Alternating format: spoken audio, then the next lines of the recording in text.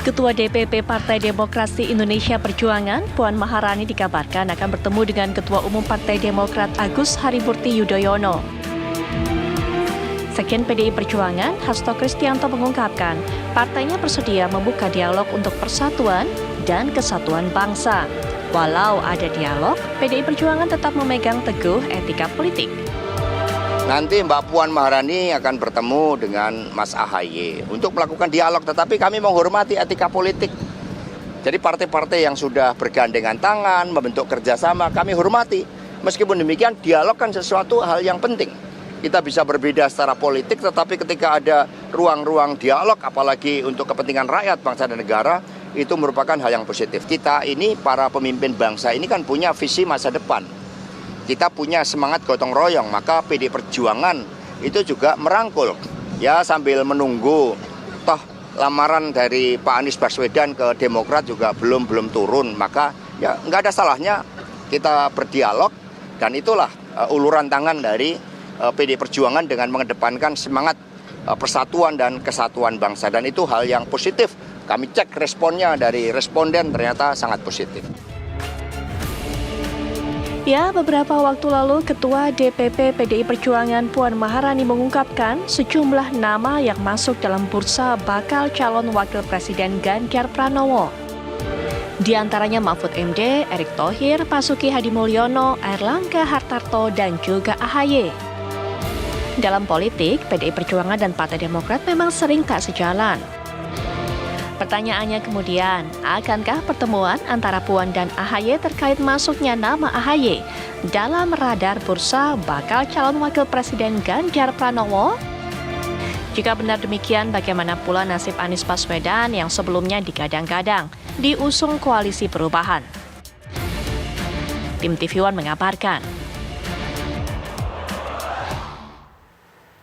Pak Hasto tadi memang mengatakan, kalau Anda sudah dengarkan, bahwa dialog nanti yang terjadi antara Mas AHY dengan Mbak Puan akan tetap mengedepankan yang namanya etika politik. Karena masing-masing sudah punya, atau masing-masing partai sudah punya koalisi masing-masing, sudah ada gandengan masing-masing. Tapi kemudian kita lihat kalimat berikutnya, toh belum ada lamaran dari Pak Anies Baswedan kepada Demokrat. Nah, apakah ini kemudian artinya PDIP memanfaatkan celah, dan apakah kemudian dialog yang terjadi nantinya, obrolan yang terjadi, ini berarti bermaksud lebih dari hanya sekedar mencairkan kekakuan hubungan di antara kedua partai, antara PDIP dan Demokrat. Untuk bisa membahas mengenai hal ini sudah hadir para narasumber, baik yang menemani saya langsung di studio ataupun juga yang terlibat perbincangan ini secara daring. Sudah hadir di samping saya pengamat politik Bang Pangi Syarwi Caniago. Bang Ipang, selamat malam. Assalamualaikum warahmatullahi wabarakatuh. Waalaikumsalam Mbak Putri. Selamat malam Mbak Putri, Mas Nyarwi. Baik, selamat malam Bang Ipang. Nanti Bang Ipang akan soroti sebenarnya bagaimana kemudian pertemuan keduanya ini bisa berpengaruh terhadap peta koalisi, peta partai, bahkan juga posisi capres dan juga cawapres yang ada jelang pemilu 2024. Kemudian juga untuk bisa menyoroti bagaimana komunikasi politik yang terjalin antara partai-partai ini. Kita bicara antara PDIP, Demokrat, dan juga mungkin nanti yang terpengaruh adalah Nasdem. Ini dia. Nah, ini juga kita hadirkan sudah bersama saya di studio Mas Nyarwi Ahmad. Assalamualaikum warahmatullahi wabarakatuh. Selamat malam Mas Nyarwi. Waalaikumsalam. Malam Putri. Baik, Mas Nyarwi, Bang Ipang, kemudian ada juga narasumber yang bergabung dengan kita dari daring ataupun juga via daring. Beliau merupakan Wakil Sekjen Partai Demokrat, yaitu Bang Renanda Bakhtar. Assalamualaikum warahmatullahi wabarakatuh. Selamat malam Bang Renanda. Bang Renanda, bisa mendengar suara saya? Sepertinya masih ada kendala, kita akan coba perbaiki, tapi kita juga sudah bersama narasumber berikutnya akan mewakili suara Nasdem. Nasdem panas dingin nggak? Ketar-ketir atau khawatir nggak dengan upaya dialog yang terjadi antara PDIP dengan Demokrat? Yaitu ada Bang Saan Mustafa. Assalamualaikum warahmatullahi wabarakatuh. Selamat malam Bang Saan. Malam Mbak Putri. Baik, sepertinya Bang Renanda juga masih bisa, Bang Renanda masih bisa mendengar saya atau masih ada kendala komunikasi? Baik, Pak Renanda, selamat malam. Assalamualaikum warahmatullahi wabarakatuh. Sepertinya kami yang masih belum bisa mendengar suara Bang Renanda, tapi nanti kita coba perbaiki Bang Renanda suaranya. Tapi kita akan dengar Bang Ipang bagaimana melihatnya rencana dialog ini. Lebih dari sekedar menghapuskan kekakuan selama ini, hubungan air minyak di antara kedua partai atau seperti apa? Ya pertama Mbak Putri bisa saja yang bising di awal ini bagus kan, tapi biasanya muncul permukaan awal yang bising di awal belum tentu itu juga akan deal kan, jadi kan daripada nggak bising dibicarakan dari awal. Betul. Itu akhirnya tahu juga soal selera kan, apakah memang rayuan Pulau Kelapa ini akan mengefek pengaruh juga kepada PKS dan Nasdem, bagaimana sikap, tentu mereka sudah menyiapkan alternatif pilihan-pilihan yang lain gitu. Yang kedua memang kan ada statement dari Pak Hasto ya yang menarik sebetulnya, bahwa kita tidak akan berkoalisi dengan dua partai politik, yaitu PKS dan Demokrat. Nah tiba-tiba hari ini kelihatan memang yang dipakai oleh PDIP adalah, oh ini kan konflik itu bisa saja terjadi diplomasi, kembali berdamai kan bisa saja. Tapi terkesan memang demokrasinya demokrasi liberal ya. Demokrasi Pancasila ini kan mestinya juga kita harus jaga kan. Demokrasi Pancasila kan sebetulnya bagaimana menjaga kepatutan dan etika kan. Nah, kalau demokrasi liberal ini kan bisa saja itu dilakukan. Tapi kan rohnya bagaimana Demokrat selama ini itu kan kekuatannya ada pada perubahan dan perbaikan. Itu habitusnya di situ. Nah, tetapi memang sudah mulai koalisi itu kan ada 3 basisnya, historis dan ideologis. Nah, historis ideologis sebetulnya ini menurut saya nggak ketemu Demokrat sama dengan PDIP-nya. Sama PKS apalagi makin jauh. Tapi sebetulnya memang ada kemungkinan basis ideologi yang kedua itu adalah programatik, visi dan misi dan kebijakan. Kesamaan itu. Nah, yang ketiga ini yang menurut saya terjadi hari ini. Koalisi berbasis transaksional pragmatis, yaitu kepentingan rent seeking, kekuasaan range officing. Jadi kekuasaan yang berbasis jabatan. Nah, kalau menurut saya kalau ini terjadi, ini juga menarik seberapa berani Demokrat melakukan manuver ini gitu. Karena kan jangan-jangan bagi PKS sama Nasdem hari ini nggak ada beban lagi. Ya sudah, kalaupun kami gagal mengusung Anies, inilah demokrasi liberal kita, bukan demokrasi Pancasila yang memberikan persaingan yang sehat, demokrasi yang sehat, kemudian memberikan ruang yang sama, equal, setara, kan gitu. Nah, sekarang kalau memang kami tidak mengusung, mungkin bagi PKS dan Nasdem juga nggak ada beban. Itulah nasib perjuangan mereka gitu. Tapi di mana nanti harkat martabat harga dari Demokrat? Karena kan ini kan soal harga diri juga, harkat martabat gitu. Yang ada piagam.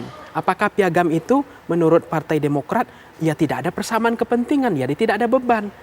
Tapi inilah repotnya yang ketiga, Mbak Putri. Ketika partai PKS, Demokrat dan Nasdem itu punya saham yang sama, tidak ada veto player, semua kursinya sama, dibuat equal, terbuka, setara dan berkeadilan, sehingga tidak ada yang bisa dominan menentukan. Nah, bahasa basi politiknya adalah cawapres diserahkan ke Anies, itu bahasa basi politiknya. Tapi faktanya partai ada yang ngotot satu. Nah, sementara waktu Pak Jokowi menetapkan calon presiden, wakil presiden ketika PDIP menjadi veto player, Ibu Mega menjadi kunci punya saham, cawapres itu betul-betul bebas. Dibebaskan betul ke Pak Jokowi dan Ibu Mega. Jadi nggak ada lagi kemudian upaya bergening kemudian untuk ultimatum, nggak ada. Ketika ini setara, ini yang terjadi hari ini. Ada yang tidak setara justru hari ini gitu. Ada yang ingin memaksa memberi batas waktu. Itu yang terjadi, makanya PKS merasa oh ini kok udah mulai ada arah-arah ancaman gitu. Ada tekan-tekanan, ini nggak nyaman jadinya koalisi kita kan. Nah, itu yang saya menarik hari ini yang terjadi gitu. Betul. Mas Nyarwi juga mungkin punya pandangan mengenai apa yang disampaikan oleh PDIP ini. Mas Hasto tadi sudah berikan komunikasinya. Ya. Kalau dari kata kunci yang disampaikan Mas Hasto, saya kira itu bukan hal yang aneh juga ya dari PDIP ya. Prinsip gotong royong misalnya. Kalau di Undang-Undang Dasar kita namanya kerjasama. Kalau istilah keren hari ini kolaborasi. Ya itu kan hampir sama semua kata-kata itu. Tapi intinya saya lihat PDIP ini kalau kita lihat secara permukaan memang memandang untuk mencoba melihat model koalisi yang raksasa ya, yang gede ya, yang pengen menjangkau sejumlah partai-partai lain yang selama ini bahkan kita asumsikan tuh tidak bakalan digandeng oleh PDIP. Ya tadi Bung Pangi udah mengulangi.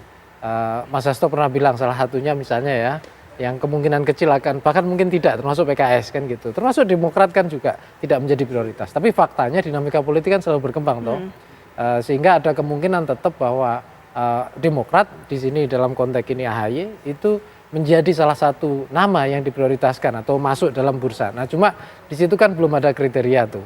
Itu kan hanya daftar nama kan gitu. Pertanyaannya seberapa itu serius kan gitu. Untuk kemudian digandeng di menjadi bagian koalisi dengan PDIP dan di situ dipasangkan dengan Mas Ganjar Pranowo misalnya begitu. Nah saya kira ini juga menjadi tantangan tersendiri Putri. Satu gitu ya, itu tantangan bagi Demokrat itu sendiri gitu. Karena memang ini seakan-akan kan nasib AHY ini kan juga jadi taruhan kan. Tentu tidak ada ketum partai yang pengen gagal ya dalam pilpres gitu. Tidak ada ketum partai yang partainya tidak naik gitu atau tidak mendapatkan suara yang ditargetkan gitu. Nah ini kan dua. Satu tentu peluang AHY untuk berhasil di pilpres. Yang kedua tentu bagi Partai Demokrat itu sendiri kan gitu. Untuk bisa mendapatkan target capaian kursi. Nah kalau dia menjadi cawapres tentu saja ada peluang ya kotel efek ya yang mungkin bisa berbagi. Nah ini tapi boleh dibilang cukup canggih juga ini PDIP Putri. Menggoda Demokrat gitu ya. Menjalankan strategi komunikasi politik yang menurut saya juga cantik gitu ya. Dalam artian satu itu jelas membuka diri. Itu kan suatu yang kita belum pernah lihat PDIP sebelumnya menjadi cukup progresif dan membuka diri ya. Selama ini kan dilabeli eksklusif padahal kita tahu sekarang ternyata membuka cukup luas gitu ya. Terus yang kedua juga kalau misalnya AHY ini salah langkah gitu ya. Entah kemudian godaan ini entah benar apa tidak gitu. Kemudian salah langkah sudah keluar dari blok koalisi perubahan gitu tapi tiba-tiba tidak menjadi cawapres gitu. Nah ini saya kira juga menjadi blunder tersendiri kan gitu. Belum lagi ini juga ada menguntungkan juga sebenarnya. Kenapa? AHY sebenarnya tidak istilahnya ya faktanya kan dengan disebutkan namanya ya, di PDIP gitu. Paling tidak juga menjadi tekanan tersendiri walaupun tanpa harus menekan atau bahkan bukan bisa jadi alasan untuk menekan kan. Itu tadi bagian posisi ya, Nasdem ini gimana gitu koalisi perubahan ini bagaimana gitu. Walaupun di piagam itu sudah ada bahwa di klausul kedua kalau keberapa ya. Jadi setelah dideklarasikan dia harus mendeklarasikan capres-cawapres. Tapi faktanya kan tidak disebutkan kapan kan gitu. Nah itu terbuka sekali untuk diskusi. Nasdem gimana? Koalisi perubahan gimana? Itu pertanyaan dari Mas Nyarwi. Bang Saan mungkin yang bisa jawab. Bang Saan ini bagaimana kemudian rekan yang ada di koalisinya Demokrat digoda-goda, dirayu, diajak buat ngobrol nanti atau buat ketemuan. Termasuk kemudian kemarin juga Mbak Puan sempat mengungkapkan atau mengucapkan nama Mas AHY sebagai salah satu mungkin sosok yang bisa mendampingi Pak Ganjar. Bang Saan bagaimana melihatnya? Ya pertama ya soal komunikasi politik kan hal yang biasa saja ya. Dilakukan oleh semua partai termasuk dengan keinginan PDIP untuk berkomunikasi dengan Partai Demokrat yang jelas-jelas sudah membangun koalisi bersama namanya koalisi perubahan dan sudah berkomitmen untuk menyalonkan Pak Anies Rashid Baswedan. Itu satu, menurut saya itu hal biasa aja. Artinya masing-masing kekuatan itu berkomunikasi dalam kerangka agar kompetisi atau kontestasi ini berjalan dengan baik lah ya, tanpa ada gesekan dan sebagainya. Itu satu hal lah. Menurut saya hal yang wajar dan biasa. Nah yang kedua, saya juga sebenarnya ingin menekankan ya baik tadi Mas Pangi, Mas Nyarwi itu menyampaikan dan saya juga masih ingat gitu ya, jelas waktu itu Sekjen PDIP Pak Hasto menyatakan bahwa PDIP tidak akan pernah bukan tidak ini jelas gitu, tidak akan pernah berkoalisi atau membangun komunikasi dengan yang namanya Partai Demokrat dan PKS. Itu jelas. Jadi walaupun waktu itu statement itu kan banyak menimbulkan reaksi. Kenapa menimbulkan reaksi? Toh kedua partai ini kan sama-sama anak bangsa, sama-sama juga ingin membangun bangsa kan gitu kan. Nah, statement itu kan berulang kali disampaikan. Nah, tiba-tiba sekarang ketika misalnya Partai Demokrat sudah membangun koalisi, mereka membuka diri untuk melakukan komunikasi, tentu orang juga bertanya niatnya apa gitu. Apakah memang itu dalam rangka seperti yang selalu disampaikan oleh Sekjen PDIP, ini dalam rangka semangat gotong royong kan gitu kan, yang selalu dikedepankan. Nah kenapa baru sekarang? Sebelumnya seakan-akan dua partai ini dalam tanda kutip hal yang tabu gitu loh untuk berkoalisi dengan PDIP. Kenapa baru sekarang?